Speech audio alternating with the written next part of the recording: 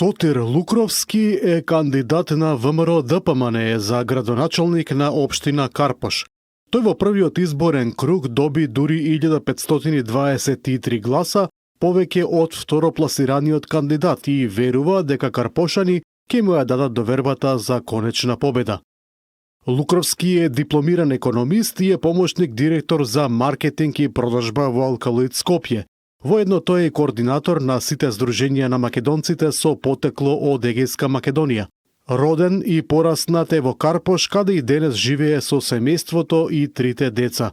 Неговиот мотив да се кандидира за градоначалник е желбата да го врати Карпош на карпошани, да го врати зеленилото и урбаното живеење, да ги направи децата горди на нив и нивната работа, бидејќи тие се иднината на Карпош. Очекувавте ли дека ќе победите во првиот круг или пак сте разочарани може? Далеко од тоа дека сум разочаран, нели човек секогаш се надева на најдоброто. Јасно беше, со оглед на тоа дека имавме 5 кандидати во нашата општина, невозможно беше да се добие во првиот круг. Презадоволен сум од резултатот. За прв пат на помала излезеност да речеме од пред 4 години, ако направиме една паралела, тогаш имавме 54 чинам проценти излезност, сега имавме 52, тогаш имаше ВМРО ДПМН 6000 освоени гласови, денеска 10300, што не може да не прави незадоволни ли разликата од 1500 и нешто гласа пред останатиот кандидат, се укажува дека ние сме победници од првиот круг и очекувам да го задржиме трендот. Се зборува дека одзивот на гласачите во општините во првиот круг е мал. Што ќе направите да придонесете да вашите соседи и познаници да излезат на гласањето во вториот круг? Факт е дека живееме во општество кое е обременето од политиката и дека на луѓето им е преку глава. Тоа се согласуваме сите. И многу тешко ќе биде. Меѓутоа, пробуваме да ги мотивираме сите од нашите соседи, пријатели и роднини, да им кажеме дека само така може да ја изберат утрешната заедничка локална власт, која пак треба да ги реши и нивните проблеми. Така да очекувам на свеста. Од една страна ќе немаме дел од партии, здружени, имавме ние од независните кандидати, имавме од Левица, од СДС, сега во тој случај нивната провокација да излезат може ќе биде помала, меѓутоа предпоставам дека луѓето сепак ќе сакаат да учествуваат во изборниот процес и се надевам во најмала рака барем да ја задржиме излезноста. Обично после првиот круг сите зборуваат, сега ќе се направи сој со таа партија, со оваа партија, па ќе се префрат гласови. Дали размислувате во тој контекст на еден начин? Јас сум во коалиција со граѓаните. Предпоставам дека и оваа бројка која е многу над нашата бројка од пред 4 години, има еден дел кој на луѓе кои се неопределени, кои се од други партии, незадоволни.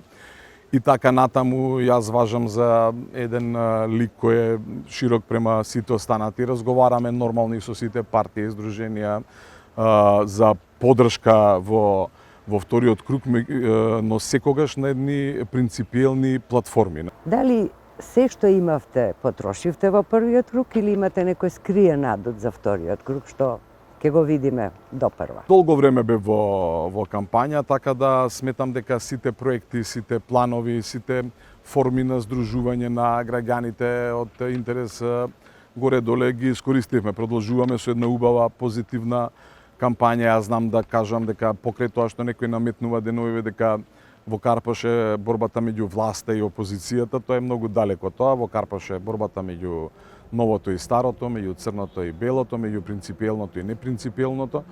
И така да сметам дека тоа е доволно да во вториот круг ја верификуваме победата од првиот круг. Факт е дека хигиената и овој смет што го гледаме по градот е нешто што Скопје не го памти. Ве гледаме и вас и други кандидати за градоначалници како чистат. Имате ли конкретно решение понатаму никош да не ни се повтори сето ова? Ова сигурно нема да му се повтори на Карпош, нити на Скопје. Деновиве покажавме, јас излегов на терен на барање, на притисок на моите соседи. Значи, секој дневно добивам слики, погледнете на, Прашка 9, погледнете на, кој е мало и така натаму преполни контейнери со веќе депонии створени од нив и решивме да побараме помош од нашите пријатели, градоначалници од другите општини и градови кои имаат капацитети и веќе еден добар дел исчистивме и во наредните денови ќе излеземе, ќе ги мапираме сите оние депонии каде што имаме можност од зарази, се шири смрдеа, па дури нели стаорци и така натаму, слики добивам секојдневно.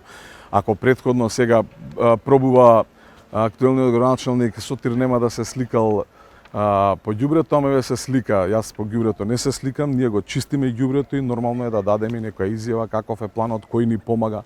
Преблагодарен сум на екипата од Кавадарци, која на денот на празникот од раните утрински часови стигна во Скопје, па до пладнето изнесе околу 200 кубика смет. Велат дека Дупот е битен за граѓаните, а за Карпош дека пак е многу изграден и задушен некако. Дали имате своји визии за понатаму? Дали нешто ќе се гради или пак ќе се стопира сето тоа? Има инвазија, има пренаселеност. За жал во старите јадра, во старите карпошки мала се прават неплански згради, се продава државно земјиште на приватни инвеститори. Дојдовме во ситуација неколку луѓе од државата да го владеат земјиштето, да бидат собственици, се продаваат паркови, се градат згради во паркови, на луѓето пред зградите, пред прозор им никнува прозор, така да тоа верувајте, со мене нема да биде пракса. Значи, Карпош треба да се гради, нормално е, ќе правиме дупови во интерес на општината, граѓаните, заедницата, значи една хумана градба, таму каде што имаме можност ние градбата да биде пропратена со зеленило, со паркинг, со капацитети школски, предшколски за децата. Нормално дека ќе градиме. Меѓутоа, онаму каде што реагираат граѓаните, бидете сигурни дека градбата ќе прекине. И тоа ќе го направиме преку формирање на новото јавно предпријатие Карпош план, кој ќе допринесе за една планска градба во Карпош. Јавните предпријатија многу ги разочараа граѓаните во цел град, не само за Карпош, во сите општини. Дали планирате некое основање, освен тоа што го спомнавте за планско планирање, планирате и нешто друго во таа насока? Прво, не сакам да поверувам дека ќе продолжи оваа пракса на нефункционирање и префрлање на одговорност. А ние сега во последниве месеци сме во една борба за алиби. Чива е одговорноста, а на терен имаме катастрофална ситуација. Конкретно во нашата општина не реагира нити општината, не реагира нити градот во однос на сметот. Меѓутоа, тоа веќе од 2 ноември натаму ве уверувам дека ќе биде различно. Ќе функционира општината пред се, ќе функционира и градот. Општината има капацитети со овие сезонски вработувања, договорни, како да кажеме, на стотина луѓе кои во овој момент ги има на располагање. Опрема, меѓутоа тоа не е доволно сега во ваква ситуација меѓутоа некој требал да мисли на тоа. Така да ќе се приклониме на градското комунално предпријатие, меѓутоа ќе развиваме и добро наша можност да можеме да интервенираме сегде дека каде што треба да се дополни. За Карпош план веќе спомнав дека имаме во план јавно предпријатие во делот на урбанизмот и сите оние ќе се занимаваат и со легализација и така натаму, значи сите урбанистички проблеми во општината. Децата се наше најголемо богатство, вие самиот ги имате 3. Дали планирате, сигурно планирате да продолжите со оние субвенции за новореденчиња, првачиња, за сите потреби што тие дечиња ги имаат? Моја пракса ќе биде секогаш да се стимулира наталитетот. Сите мерки што треба да се преземат и се дел од мојата програма, како за новородено дете, еднократна помош на школските деца, преку опрема, преку ранчиња, ќе воведеме овие униформи да бидат унифицирани, да чувствуваат припадност, да нема разлики меѓу децата и тука на некој начин ќе се олесни буџетот. Сите таленти ќе се помагаат од општината преку стипендии, екскурзиите сакаме да бидат на терет на општината, да не доаѓаат во ситуација со одредени агенции да се прави тоа што не треба да се прави, па да се водат децата само ради нечи интерес некаде. Тоа да биде се под капата на општината, да што можеме повеќе да го олесниме буџетот на родителите. Зошто според вас сметате дека граѓаните на Карпош треба да го дадат својот глас, да излезат масовно на изборите во вториот круг и да ви изберат вас за градоначалник? Јас би рекол за себе дека јас сум изборот на Карпош. Зошто? Зошто сум пред се роден карпошанец, зашто Го сакам Карпош зашто со дела со 33 години работен стаж сум покажал дека знам да работам, сум учествувал во формирање на фирми на раководна позиција, човек верен на традицијата, домаќин, татко на 3 деца, како што рековте.